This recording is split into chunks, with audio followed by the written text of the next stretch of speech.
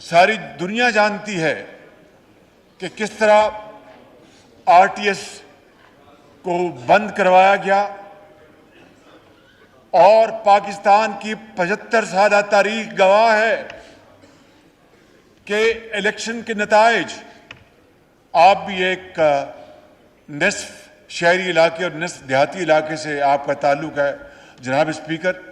تو آپ مجھ سے بہتر جانتے ہیں کہ شہروں کے نتائج ہمیشہ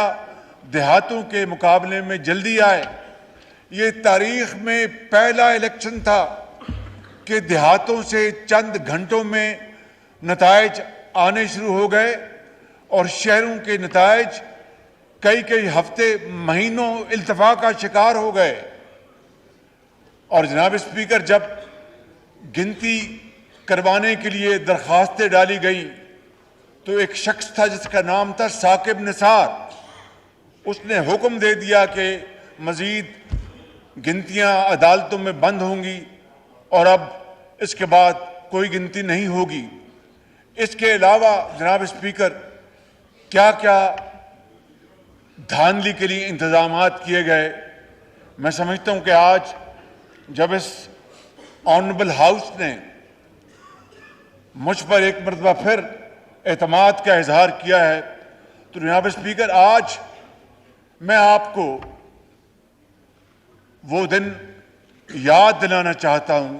جب اسی فلور پر اس وقت کی حکومت کے نمائندوں نے، خود اس وقت کے وزیر اعظم نے یہ کمٹمنٹ دی تھی کہ یہ جو دھاندلی کا الزام اپوزیشن نے لگایا ہے اس کی پوری تحقیق ہوگی۔ جناب اسپیکر، آج تک اس کی تحقیق نہیں ہوئی، اس کو